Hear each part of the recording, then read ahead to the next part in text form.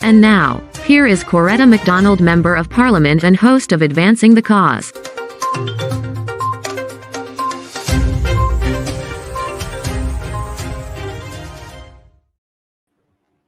Well, good night to all of you.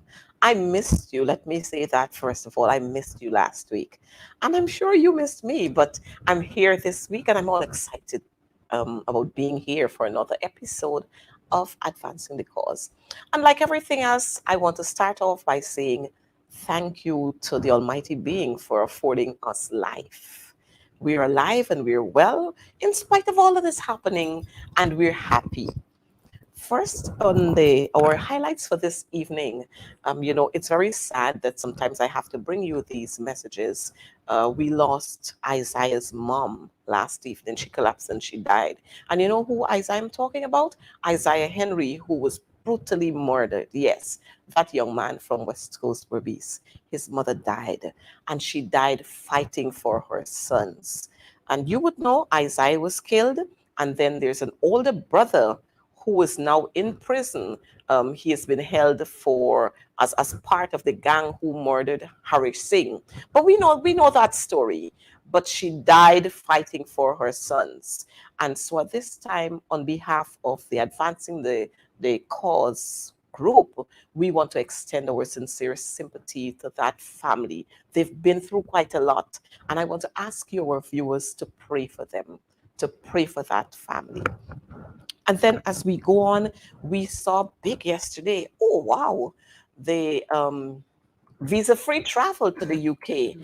And that seems to be a big, big thing. But I want to say to you and to everyone who's listening to me, while we might see that as a big thing, having no visas to travel for at least for 6 months if you're going there, the cost for the ticket is even a bigger issue, because when we as public servants have not been able to receive an increase in salaries, cost of living skyrocketing, I'm not sure how we're getting the monies to buy, to make the purchase of those tickets to go to the UK.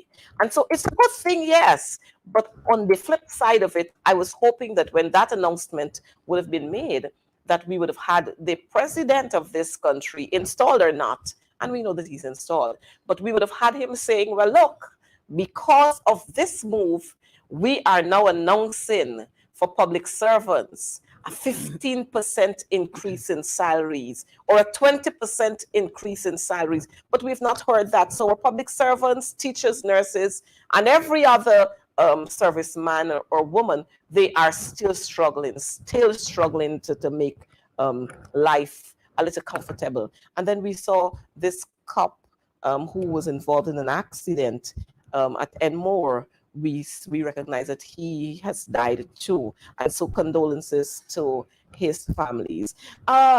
Again, lots and lots of things are happening around here. And so our friends from the Caribbean, our friends from the UK, our friends who are watching us from Switzerland, yes, and our friends right here in Georgetown, in Guyana, good night to you again.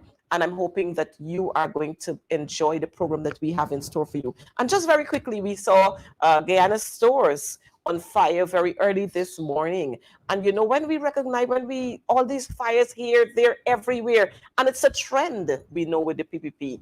As long as they're in government, we're going to have fires, we're going to have all the cocaine drop in here, all the marijuana, everything that is wrong comes around when they are there. But we are going to stop that. We're going to stop that.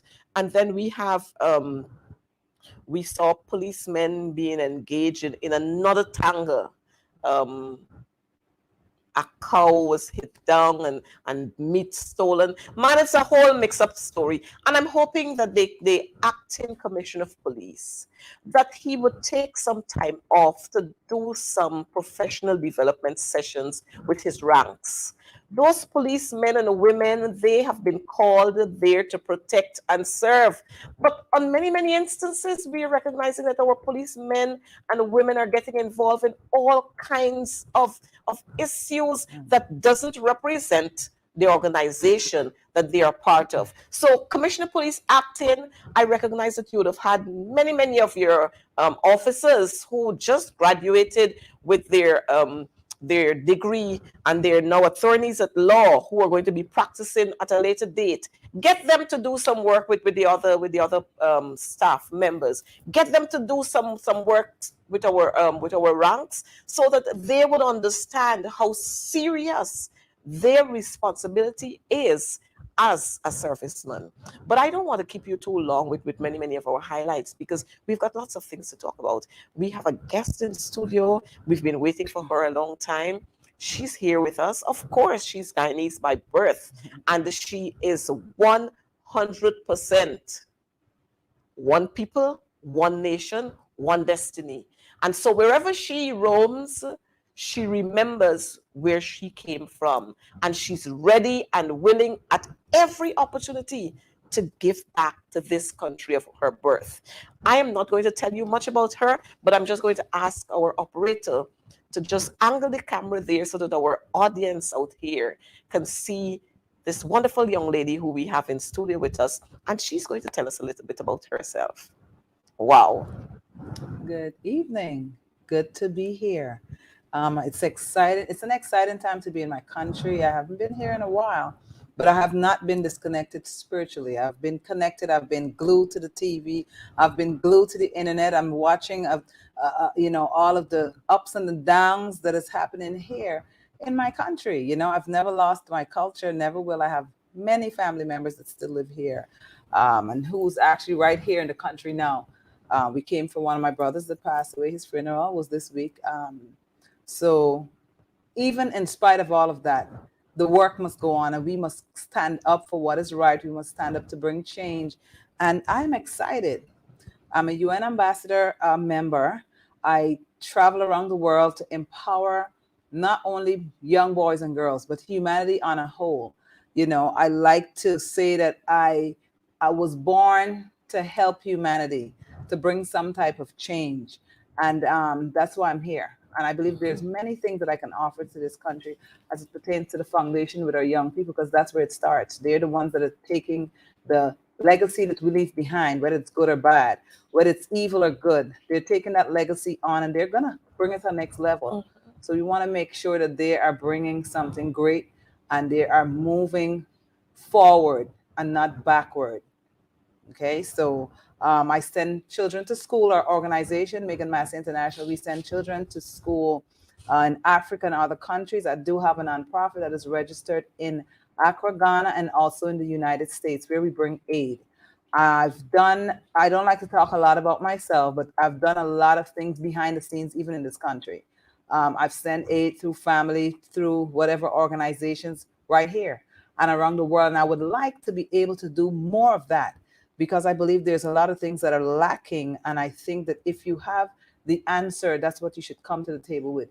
That is why I believe that everyone should have a seat at the table in this country, that the motto is one people, one nation, and one destiny. Like our host said, I look like that very slogan: one people, one nation, one destiny, 6 races. We have to come together, and we have to do that. And I'm here for that. That's what I'm here for, to see what we can enhance, what we can debunk, and what we can bring into alignment. A lot of misalignment that is happening here in our country. I don't want to be aggressive, but I see it, and we have to do something about it. So enough about me. There's a whole lot of other things I do. I'm a part of the United States Institute for Human Diplomacy, to stop sex trafficking, human trafficking, gender-based violence. I'm involved with a lot of those things. I help children go to school. Not only go to school, when you put children in school, you have to support them financially. Not just to put an education, they have to just learn. They have to be able to have a well-balanced meal when they're in school, and they also have to have some type of mental support just the support. That's how they're going to become successful. Why are they in school and then they're having mental problems and they have 12 degrees? That is Mm-hmm. because they don't have the full scope of what they need. They do not have the foundational things. They don't have something sitting on the planet floor of their careers that they're getting into. So what's happening? They're falling apart. So we have to put a stop to the bleeding, and we have to put a stop to that. Mm-hmm. So So right there we had for us Dr. Megan Greaves-Massay. And like I said, it's such a pleasure to have you here with us. And we do want to extend to you and your family and we trust that you're going to use the pleasant memories of your brother to yes, keep you moving on. But like you yes, said, you're here and you're all about helping and you want to make sure that things go right in this country, which for us, this is a plus for us. When we see our Guyanese who live overseas, they want to give back to our country. And like you said, it's not just about giving, but it's making sure that we can sustain what we do. yes. And so we want to talk this evening very, very quickly on some of what you see happening again. We have the various sectors. We have the education sector, we have the agricultural sector, we have the judiciary, we have all these sectors. And we've recognized too that things have not been going the way we want them to go. Right. Um, I don't know if you would want to share with us, but we have an education system, like you would know, many, many years ago, that was A1 in the Caribbean and further fields. Yes. But we have recognized that our education system has taken a Mhm. nosedive, as a matter of fact. And the things are not going the way that we want them to go. I noticed that we have had the resuscitation, and I have to say that the resuscitation of a feeding program in our Mhm. schools. And like everything else, there are some persons, and I can relate to the previous administration. When you do things, you don't have to go out there and broadcast what you Right. do. More so if what you're doing is not to the standard that it ought to Uh-huh. be. And so we've recognized the juice and sandwiches that are being given to Mm. children in Yeah. our schools, and we call them breakfast. And we're happy Yes. that we're giving breakfast. Can you tell us what happened when you were at school? Oh wow, a juice. Yeah, I saw that and I was like, a juice and a sandwich. That is not breakfast. That sounds a little bit foreign to me.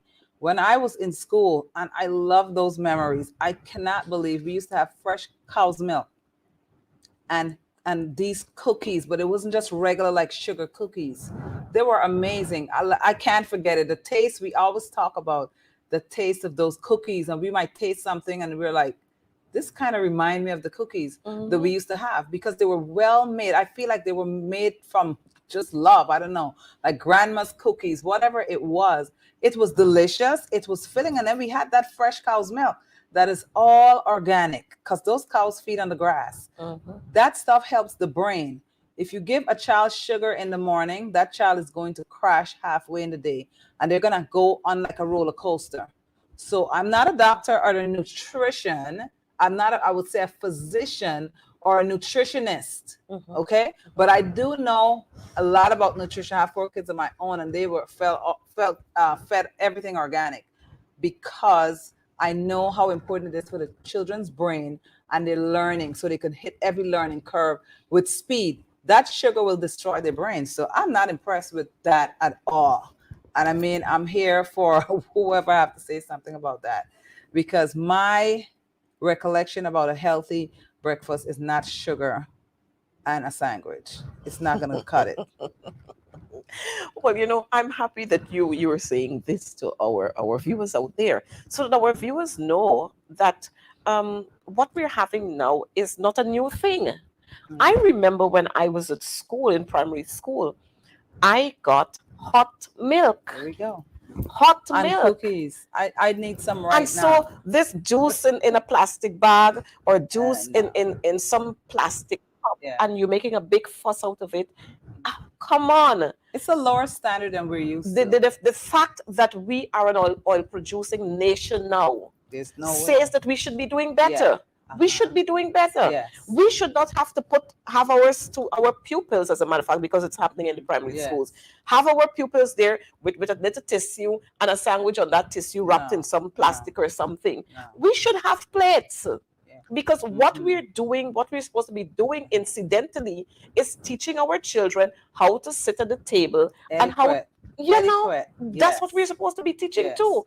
But this whole thing is not about that. It's about a big fuss, which for us, we understand how the PPP operates. And we have a minister who doesn't take lightly to positive criticisms. Okay. She attacks you. Rather than spending time to do and to correct things, she spends the time to attack persons when you highlight things that are not going right. But that's okay. We can deal with that. In your days, were you afforded the privilege of having textbooks and exercise books and so on when you were at school? Oh my God, I love those textbooks. Those textbooks and the exercise books. We used to have so many. Like it's print them, and I would be so happy to kind of cover them up in newspaper so they can stay all new. We had so many textbooks. I can remember we didn't just get one or two. We got like a stack every time it was time to start school. So I remembered having school supplies, and that's one of the things I provide from my organization, MMI. We provide students, you know, in the United States, but also around the world that we travel and go to with school supplies. Every child should have school supply. And a country like Guyana, let me touch a little bit on that breakfast thing, okay? Break fast. We said breakfast. I'm in America. But Guyana grows so much rich foods. The children should be fed a healthier breakfast than that.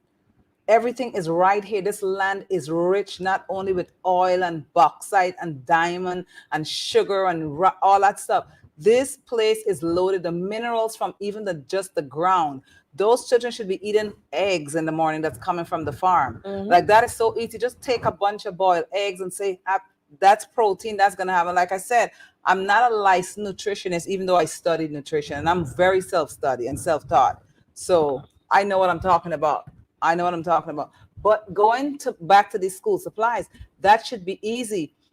Guyana is producing so much oil to other countries, and not only oil, all kinds of different diverse things. We should not be lacking anything here. Charity begins at home. At home. At home. And I believe that I know, like I said, I'm not on the left or the right. I'm on the right. I'm on the side that is right. And I'm on the God side, the good side, the side that is correct, where the standards are being upheld. Because we have to teach our children the right thing. If you just give kids a paper, that mentally in their mind, they're already feeling that they're less than. That is something that registers in the mind of our young people. You might not think so, but it's very important to treat them that way. This is why we have to teach our young people and tell them this is how you teach people to treat you, especially the people that are brown and black. We have to tell them what to accept and what to not accept, because they're not less than anyone else. And that is why I say, looking at me, I'm what you call one people, one nation, one destiny for everyone across the board. And that is what needs to happen. And constructive criticism, it grows you. It really, it grows you. Now for standing up for doing something right, and it's just something that is good, but I'm okay, because guess what? It's going to grow me even more, because growth never stops. You're dead when you stop growing. So, I just wanted our audience to know, our viewers out there, to understand that some of what you're seeing now, it's not anything new. Right. It was practiced before, it was done before, and it was done on a better forum. Yes. So what Higher we have standards. now, and I like what you said, you had stocks of exercise Yeah. books, not what is 12. happening now, 3 and 4 and so on. And you had textbooks too. So this whole Yes. big hype with textbooks being Right. given, I mean, come That's on. owed to our people. Thank Their you. ancestors bled in this country. They worked and they built, and they're still not getting their reparations. They're still not getting their share of whatever it is. Guess what? You guys better wake up and become one people, one nation, one destiny. The world is watching. They're taking advantage of all of us, all of your ancestors. They're taking advantage. Well, the blood of your ancestors is crying out. There are people that have, we're all different shades. Stop thinking you're better, because that is what's causing, even in families, even in my own family, there's division, and that's what's causing the breaches to be breached. So I believe that they have to look. These children are owed those textbooks. Their foreparents and their forefathers suffered. Give them what they need so they can be successful, and you don't have to worry about them being criminals in the street. Give them the tools that they need so that they can expand. Give them the tools that they need. Period. And so we're seeing Dr. Megan here. And we recognize that you have a couple of books out there. And so we're seeing to the future, bigger, brighter, bigger, better, greater. And we want to applaud you for all that you've been doing. And we're hoping that we can have much more of you in terms of giving back to our Yes. people here on a wider scale. And I'm hoping that, somebody is watching there, and they can alert the Minister of Education so that she can make contact with you, I'm here so to that help. you would be able to offer some kind of assistance to our Yeah. people here, to the education sector. But we want to talk a little more about what has been happening from 2020, because I know you've been viewing, you've been seeing all of this happening, and we can talk some more about what has been happening from 2020 to now. You would recognize that many of our elections fiasco, what went right, what went wrong, what should not have happened. But what we've seen is that quite a lot of our people are dissatisfied, simply because many of them have been dismissed from their jobs. They've been made redundant because it is perceived that they are aligned to the coalition party. And it has nothing to do with those who are Indians and those who are Afro-Guyanese and those who are Amerindians. As long as you're perceived to have been there or close to, many of them have been sent home. So we have many families now, husbands, wives, maybe fathers, mothers, single parents. They are scrunting around looking for jobs. Some probably found jobs, others have not yet been able to find jobs, and so they're living from day to day. Those who are working, they're living from paycheck to paycheck. What are your thoughts on what has happened in Guyana from 2020 to now? This kind of turnaround. It is very, very disturbing, because it is too turbulent for a country that calls themselves one everything, one people. It's disturbing. It's not being displayed in what's happening behind the scenes. And I believe that everyone deserves, regardless of color, regardless of creed, regardless of religion, socioeconomical background, they should have a seat at the table of fairness. This is what humanity is. You know what I mean? There's one race that I believe in, is the race of humanity. I don't care what you look like. If there's something I can do, I'm the person. And I believe that that's what's happening here. So much hate has been spread. And like I said, it has opened the crack and give these other places and people legal right to come in and bring destruction. But that's not going to go on for a long time, because Guyana would have a group of praying people. And I believe that it's going to come to an end. But I just feel like, in all fairness, it should be addressed at a higher level. Even here, it could be addressed, but this thing needs to be addressed, and there needs to be a committee or something that's pulled together to confront these things, because it is very discriminatory and it's wrong. It should not be done. Wherever it's coming from, without getting, like I said, I'm straight in the middle for what's right, and I don't take anything back. That's what's right, and that's what needs to be done, and people need to be convicted so they can do what is right. Blacks, Indians, and whichever other race have fought for this country. No one around the world wanted anything to do with none of us. Whether we were Indians, we were Black, we were Amerindians, they didn't want us. So we have to now stand together as a people and just do what's right to each other, so that it would actually cause that algorithm of rightness to begin to work properly for us around the globe, because they're looking at us like there's a group of other people who are colored, and this is what's happening again, and they are stealing from under our nose, and we're allowing it because we will not stand up for each other. That's a problem.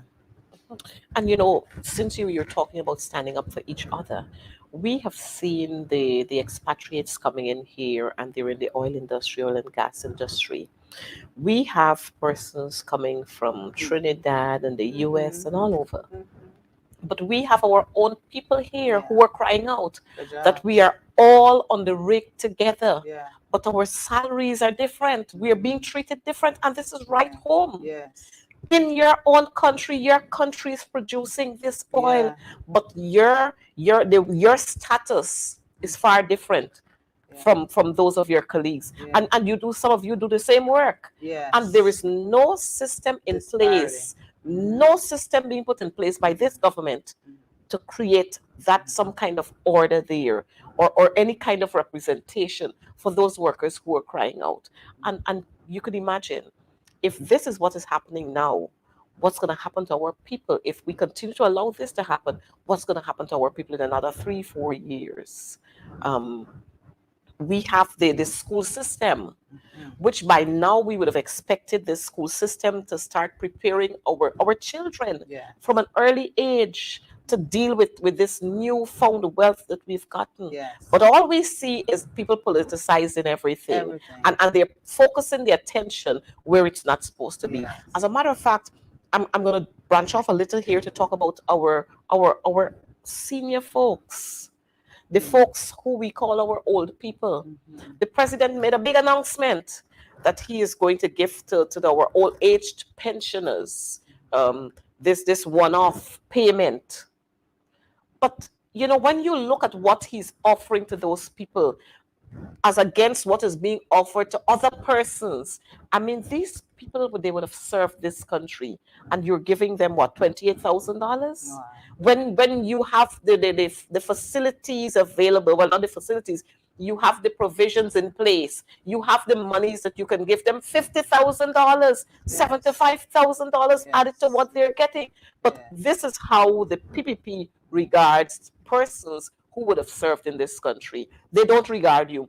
What we see happening in this country is it's all about the three F's. I call them the three F's: friends, families, and favorites. They get the hang of what is happening in this country. And I'm sure you can tell us what happens in the country that you now live in when it comes to, and we understand. But the thing is, we must all have that sense of belonging, Yes. that I belong here and I can get this, I can get that, I can get that. I don't have to be at the top of the ladder, Right. but I can get. Yeah. Yeah. And it's fair to give everyone a chance to do that. And they shouldn't be blocked. They shouldn't be discriminated against. So they can get the same thing like everyone else, especially if you're qualified for that. It's a terrible tragedy that this is happening to our people that have served. These elderly people are the ones that fought, like our ancestors. They fought. They should be our priority, so that when they exit this place, I mean, at least we can keep them happy and comfortable. This country has enough money to take care of everything, to rebuild things from the structures in this country. The houses that you see, there's no way that you should see poor people in the street here. You shouldn't see homeless people here. There's too much wealth that is floating around, and it just needs to be everyone don't need to have $2 million every week or month. Just if they have, just keep people, they should be comfortable. That is, in all fairness, they should at least be comfortable. And Guyanese people are not lazy people. They will work for whatever they want. Any part of the world you find a Guyanese person, they are working for what they want to get. I'm one of those people. And I can say to you, and I'm sure you're aware of this.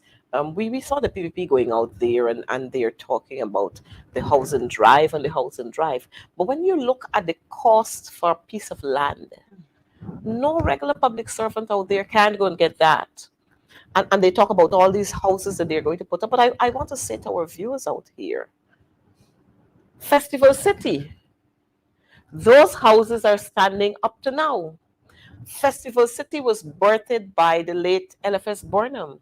And that city came about because of the festival that we had with all those Caribbean territories who came here to participate Yes.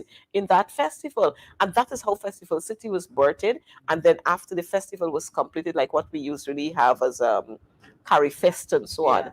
After that, then those homes were sold to residents, and persons were able to buy those, and they occupied them. So when we hear this, all this talk about housing project and housing drive and what we want to do and what we're not doing, we must remember our history, and that is what will guide us. Yeah. But we have a group of people here who are sitting in government who don't remember history, who don't regard people who were out there and who fought to ensure that this country is where it's at right now. And I've seen in the US, the US, the people there, the governments, whether it's Republican or Democrats, they recognize who would have served as a president. They recognize who would have served as a serviceman who went out there to Yes. represent the US. They recognize them. But sadly, in our country, it's a totally different story. It is very corrupt. And that is just the bottom line. It's very, very corrupt. And like I said, I don't take anything back. It is corrupt and it needs to be fixed. But one of the things I always say, we have to make sure that we're united as a people, because that is the problem. If we fight each other, it's going to give legal rights for anyone else to do the same thing. They say like, no, I'm going to say this about your mom, but you can. I can say this about my mom, but you can't. Absolutely not. You give a legal right for something to operate like that, and I believe that that's part of the problem. We as a people in ourselves, us, you know what I mean? Nice, colorful looking people. We have to stick together. We can do so much together that it would make a statement, and we're not doing that. So it's allowing people to treat us. You have to teach people how to treat you. It's allowing that. But in America, even though we have a lot of racism and discrimination, racism is like a sickness. When you discriminate against someone, it's because of what's inside of you. And you have something that is very, very it's very gentle and it's very sensitive, but you wouldn't allow yourself to be healed. And it also comes from you having some type of mental issue. When you could discriminate against another human that has just the same rights that you have, that's a serious issue. And I believe it's a mental issue for people to be like that. For you to feel that someone else do not deserve the same chance or the same thing like you, they shouldn't eat the same things. That to me is just, it's awful. That to me is a miseducated person as well. They have no depth in their mindset to think that someone else that is lower than you, another human being that carries blood that bleeds the same color, that you cry the same tears, that you do the same things that they do every day when they wake up, for you to feel that you're better than another human who God created. The creator created whoever you want to say your God is, but there's only one God that created you. You didn't just drop here. How could you feel that you have the right to treat another person because of what they look like, what they believe in, like that? That is just unacceptable. It is. And we have this whole talks we're hearing about one Guyana, one Guyana, one Guyana, one Guyana. We preach this false theory of one Guyana. But when you look at what is actually happening, we don't have a one Guyana. When we look at the manner with which the cash grants, the COVID cash grants would have been distributed, we still have persons holding pink slips in their hands. Wow. While in other communities, you go there and you find in one household, 4 and 5 persons would have received the $25,000 cash grants. And when you go to other communities, you're being told that it's only one person who can receive it in the household, the owner of the home. That's the person who can receive it. But we still preach the one Guyana. We've looked around and we've seen the contracts that are being issued, and we still preach one Guyana. We've seen the manner with which developments are communities. You have roads that are well done. In other communities, you have people struggling through muds. They have mud, they have potholes in their streets, and nothing is being done about it. But you still hear the talks about one Guyana. It's a picture of all the muddy and all of the potholes is a picture of the political system in Guyana. That's what it's actually displaying. through what's happening here on the grounds and the foundation. It's the political atmosphere, and it's very, very murky, and it's very turbulent, and it has to come to an end because you're fighting against yourself. And what has happened is that people are suffering. There's generations to come after everyone that is responsible, and you might not suffer, but the people down the line, they will, and it's going to happen to the person that is doing this. Trust me, there's things that do not miss. The people that believe in karma, I'm going to talk about karma tonight. You continue to do this to people that do not deserve it, it's going to hit the generation. Like I said, it might not hit the next one after you, but it's going to hit a generation, because you know what? It's just not right. The earth has a memory and it has a womb. That's why it's called Mother Earth. So whatever you're placing in the womb of earth, it will give birth to exactly what you're giving out. That's why I said leave a legacy for our children, and make sure it's a good legacy, because if it's not, it's going to give birth to something that is ugly. And it's going to stop your generation from growing. So it might stop just after you. Would you want that? No one should deserve that. We've seen across the country, again, this one Guyana theory, this fake and false one Guyana theory that we're talking about. We've seen from 2020 to now, public servants are there and they've been working day in, day out. They have worked in the face of death, COVID, and we have not seen any kind of relief coming to these people. We've not seen public servants receiving an increase in salaries for the last 2 years. We've seen the blatant disregard for engaging the unions that these public servants belong to. And people just feel, the authority just feel that they can do whatever they want to do and treat you anyhow. 2020 to now, the non-commissioning of a teaching service commission. So you'll understand that teachers from 2020 to 2022, no promotion. They cannot be promoted because there's no teaching service commission. But yet we speak about one Guyana. Right. The same thing with the public service commission. Up to now, we cannot have a commission being commissioned. And so what you have in the system, persons are acting, persons are retiring. Now, you and I would know that when we join a system, we expect that we're going to move from one level to another to a level, and eventually we aim to become, whether it's a chief education officer, or we aim to become whoever the head of that sector is. But what we've seen from 2020 to now, persons are retiring and they can't get to a certain level. Persons are there just acting, and this government just feel comfortable holding a ransom on the heads of public servants. So there's no provision for growth and There's development. No provision for growth and development. One of the conversations that need to be had is human development. And it doesn't stop just because someone, move from one level to the next. It doesn't stop there at all, because there should be several levels to climb until you get to the highest, as you say. And if even that is being fought, and going back to the public servants, those are our first responders, right? They should be the first priority. They should be on the first priority list for mental health counseling. They should be on the first priority list for any kind of aid possible, because they have sacrificed their lives and they put their lives on the line. Some of them died putting their lives on the line. Many of them So died. even their family should be compensated. So like I said, with all of the wealth that is flowing around Guyana, I have many people in the US, all colors, many people that travel here as well. And when they tell me what they come and do and get, it's amazing. Okay? And there's people right here in Guyana that is serving Guyana day and night. They're actually buying here, not going out of Guyana. Those people are not being treated right. That's a problem.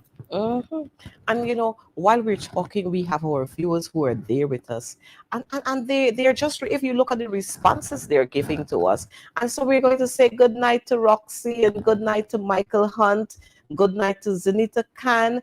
All of these people, we want to say good night to you and thank you for watching here another episode of Advancing the Cause. We have Tony Anthony, and we have Donna Brutus, and we have Rose Norton, all of these persons who are there, and they're saying that because they have been perceived to being a part of the coalition, that they've been treated unfairly. And they're asking that God is going to intervene at some point and bring some sort of calmness to what is happening there. And you notice the people talk about one of our viewers there is talking about the 3 Fs and so on. And this is what is happening in Guyana. And every time if you attempt to speak against what is happening, look out for the victimization. Right. Look out for the victimization. But and this is what we call one Guyana. One Guyana. Could you imagine? We have our national flag that has 5 colors. But there are times when we have a function somewhere and you're being told no green. Wow. That is definitely a double standard. How can that be possible? No green? Why is that? Anyway, like, I know why that is. But my thing is this. Who is one Guyana for? Who is the one Guyana? One is only one. It can only be one. It cannot be two. So we have to stand as that one people, one nation, one destiny. We cut right down the middle. The wrongs have to be made right, and that's the bottom line. Like, for me, I'm for all people. Most people that look like me are for all people, because you're looking at what Guyana should look like. They should not be left or right. And you're going to have people that say, this is the best and that is the best. I don't care about the viewers. It doesn't matter to me. You can say anything, because I don't take back what I say. It's discriminatory. That's what's happening here. We have to fix all the broken pieces in this country, or a lot of people are not going to come back here to live because of what's happening. There's many people that prefer to go to another country to live because of what's happening here. It's bleeding. It's terrible, and there's nothing being done about it. There's enough here for every human being. There's enough here, really, for people to live very, very comfortable. What's the problem? No one has a moratorium on how high someone can go. And then you're blocking people that are qualified from getting jobs or whatever because of, your own personal problems. That's a problem. And that's not leadership. That is not leadership at all. That is very poor and weak leadership. What it is a bunch of cowardly acts. It's cowardly acts. You don't do that, because people that are leaders, they lead people by example.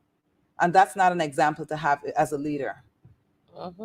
We have in this country, we've recognized after 2020 that you can hardly speak to some of them. We've seen lots and lots of episodes with the president and other ministers going out there. And when residents stand up to speak on what is happening in their areas, they shut them up. I mean, if we're talking about one Guyana, and if we're talking about developing this country, then you have to listen to me. Yeah. You don't live where I live, and so you have to listen to me. You have to hear me out, and then you can offer some suggestions of what you're going to do. But by the time you start talking, then you hear, shut up. All right, let me talk now. Sit down. I mean, is this what democracy is all about? Democracy is for people and by people. So what is going on here? You know what I mean? It's a double standard. Democracy is democracy, and that's all it is. It needs to be straight across the board, and it don't need to be chopped up in 6 places. It's one Guyana. And if that's the angle they're taking for democracy, that's what they need to do. It cannot have that many standards. Well, Dr. Megan, there's so many things, but we can just do so much at one time, and then we do some more at another time.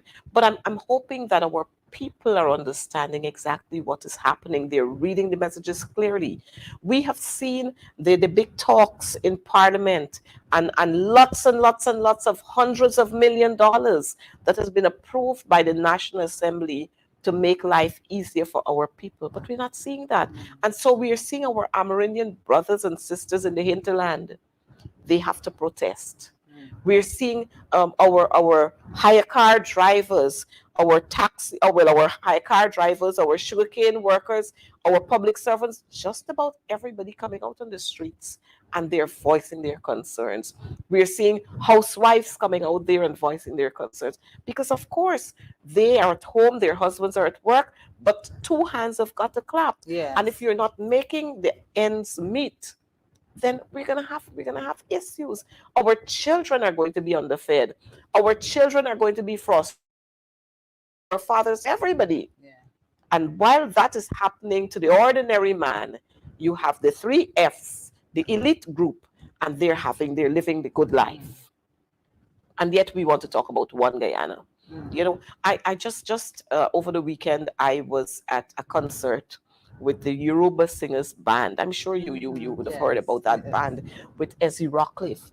And it was glaring there that we just had about 2 weeks ago or a week and a half ago, we had cricket carnival, and we had millions of dollars being poured into that. And here it is, a Guyanese band, 51 years My old, God. and not even the Minister of Culture was prepared. He did not even give a cent Wow. to that concert. And this is a fund. This is they're raising these kinds of funding to Yes. assist young musicians. Yes. Yes. And I think it's Business important. business entities, nothing. Just about a few of them contributed to what was happening there. And I'm saying, if we have lots of talents here. Right. We've got good athletes. We've got lots of musicians who can play the instruments. We've got lots of artists who can perform here. And it was such a pleasure to sit there and see our own Guyanese artists Yes. entertaining us. But this is not important. That's not important for this government. They prefer to go bring a Beres Hammond, a Marshall Montano, a Spice, a somebody else, and pay them hundreds of thousands of dollars. But our own people right here, they're not fitting. They don't deserve those kinds of monies. And when we talk about the Minister of Culture, you see him walking around the place and, oh, he's delivering a couple of basketballs there and he's delivering some lawnmower there. The thinking is, would that how much is that going to help our youths? You give them a couple of balls. Are you sending a coach there to work with them? The whole package. You got to see them through to the end. You're doing a lawnmower. When something go wrong there, are you prepared to come fix it? And when you see these people parade themselves around the streets, you tend to wonder, are these people right thinking people? Because if we're talking culture, then we need to develop our culture in every single aspect. Balanced. Yeah. If we're talking about the youths, then we need to put systems in place to develop our youths. Yeah. All of them can be academics. And that is why Burnham, back in those days, we had the community high schools so that they can use their hand. Yes. But we've made all our schools secondary schools now. And so we're putting lots of pressure on our children, lots of pressure on our parents. But yet we preach one Guyana with no hope of revisiting some of the curriculum that we would have had since Noah was a scout. God. And that's something that I looked at. I said all of those rich things. Like I remember learning how to sew in school. I don't think they have much of that happening anymore here. I learned how to knit in school. Like when I look back at those things, it's amazing. I still have a little bit of the skill, and just learning how to cook and all those different things. Those things develop the minds of children, and it's so important. And the amount of money we pay in the US to send our kids to school, and then in addition pay extra at the same school to have those things in there. I believe that languages should be put back in the school. We should not be the only English speaking country in South America. We should be one of English speaking, but we need to really believe. I still, because of me learning a little Spanish when I was going to school here in class. Oh, well, look at that. I travel around and I don't speak fluent Spanish, but I understand everything. Like I communicate even with my businesses and like of another culture, Spanish or Portuguese, anywhere there, somehow I can understand and I can always assist, even if they don't speak fluent English. And that came from me having that foundation that the brain is programmed and don't forget. That stuff is in there. So somehow I get it. So I'm learning a little bit more now to be fluent because I travel to Italy and all that stuff. And I know how to do conversational and I catch on. But these things need to be placed back in school, arts and crafts, and those things develop the minds of children. You have a but I was a happy child in Guyana here going to school. I mean, those memories just is still there. And I don't remember one bad thing about it. You know, we just make a little mischief in school or whatever, but it was amazing because there were so many things put in place. And I never felt unloved or I never felt discriminated against, even though it might have been wrong. But I noticed I was in school with all different people. The one people, one nation. Yeah. That's why I went to school. And I went to school, I went to Allen's High. I went to St. Mary's. I went to Muslim high school as well. Okay. I took clerical classes. At Pittman's. I can remember that very clearly. I stay very close to my culture. You know, Pittman's school of I think it's typing, and then some other things. I used to be up at Mr. Helliger. My sister worked for many years for whoever Dr. Helliger was. I think it's at the IRS or INS for many years. But the income tax place. I used to go every Saturday as a young girl with my sister so I can learn whatever she's doing. I was like 9 years old. So it's a rich culture here in Guyana. They're coveting this stuff because it's good, but we have it and we don't appreciate it. We just discriminate against each other. And we could cause things to come together by working together instead of this, this division and all that stuff. And like I said, happen in families too, even in my family. But it always causes no one wins when there's discrimination or when there's division. Nobody wins. It's an ugly thing. It's an ugly feeling for everyone.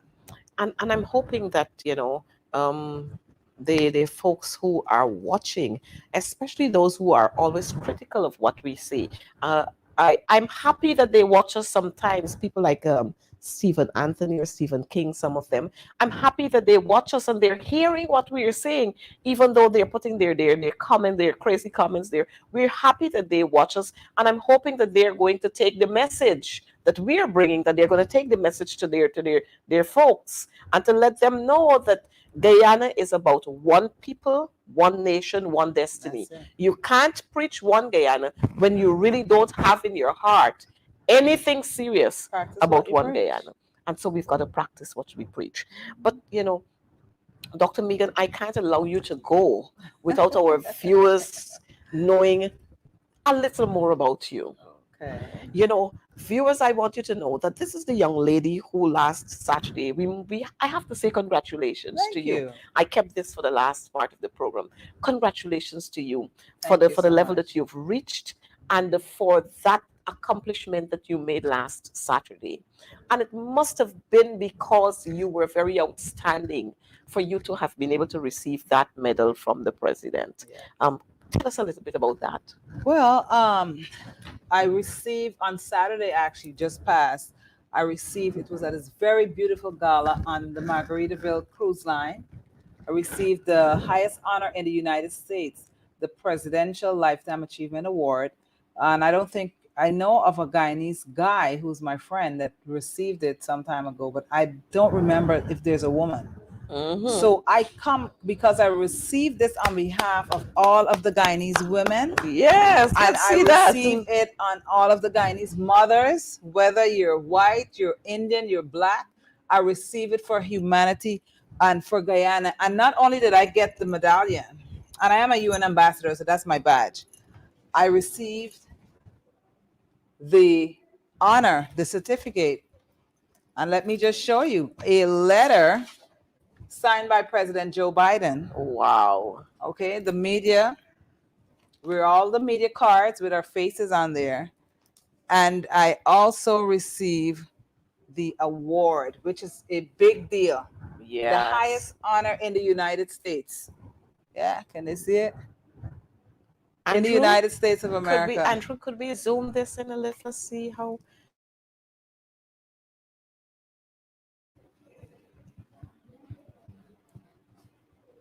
I'm super excited. This is just giving me more fuel to actually do more. And it's for my volunteer service that I do around the world, not only in the United States, but I serve my country that I live in right now. I served, and this is what they were watching me for a couple of years. You do things behind the scene. And this here can help to open doors in many arenas. My nonprofit, we're very proud to have more around the world with something like this. Yes. And So this is the highest honor and so, in the Dr. United Megan, we are States. so very proud of you that one of our own here would have been able to achieve this feat. Only speak to what you have been doing as a person, but it speaks to and it talks about us and your upbringing from Guyana, Yes. where you came from, and where you are at this time. We're so very proud of you, and we're hoping, like I said, that so that we can do a couple of things. We can walk around to some of our communities. So Yes. you see what people are going through. You hear from them, and they hear from you. And we can arrive at a position where we can make decisions on how we are going to change the Yes. status quo of what is happening in this Yes. country. I know when you're having fun, time runs very Runs quickly. fastly. But I want to thank you so much for taking time off from your busy schedule, the death of your brother, and for being here. This means a My whole lot pleasure. to us. My And pleasure. I'm hoping that before you leave, we're going to be able to have you again on the program. If not, then we're going to link you while Perhaps. you're Yes. there. Yes. But thank you so much for being here with us. We want to congratulate you again, and we want to extend God's richest blessings to you. Thank you so We're much. going to work together to make this Yes. country a better one, Thank you because for having me. if not for us, Yes. for the children who are coming Yes. after us, Yes. or the generations who are coming after Yes. us. And Yes. so at this time, I'll take your closing words, and then Absolutely. we'll say goodbye for now. I would say serve your country. Make a difference. Don't be afraid to be who you are. Don't be afraid to stand up in your own organic self. The full length and breadth of who you are is going to put you in seats and on stages in arenas that is it's unimaginable. If you stand in your place of your life's assignment, the sky is not the limit. It goes beyond that. And you just have to come out. You may be a solution to the problem that's happening now. So instead of being negative, grab something and see how you can join forces to bring these parties together. I don't care what anybody says, we have to come together. There's no race and there's no political this and that. We are one human race. That's what we are. One Guyana, one people, one nation, one destiny. Let's rise the occasion and let us live those words. Let us live those words. One Guyana. Let us not just be for one side. So let us live those words. And I would say, come out and join forces. Don't be afraid.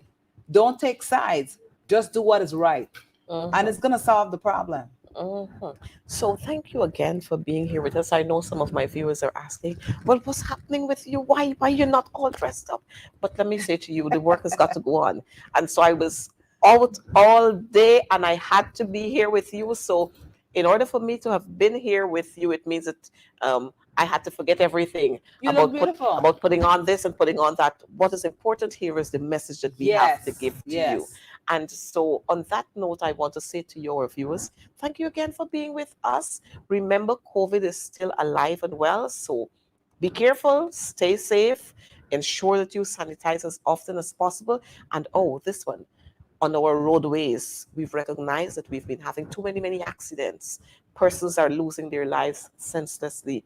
Persons are, apart from using the roadways, I recognize that we are somewhat intolerant to each other. Don't allow from what is happening in this country to take you over. There's a time for everything. If you find yourself in a situation, walk away. Walk away and let's live to see another day. So that's all for now on Advancing the Cause. See you next week. God bless you. Do have a good evening. Bye-bye.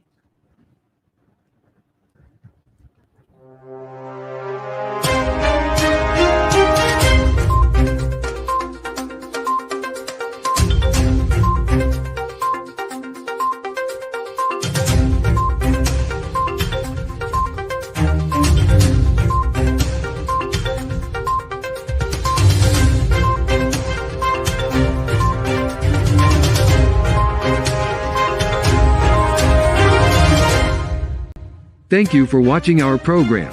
See you right back here, same place, same time. And remember, hold the line of battle, comrades. Our victory is sure.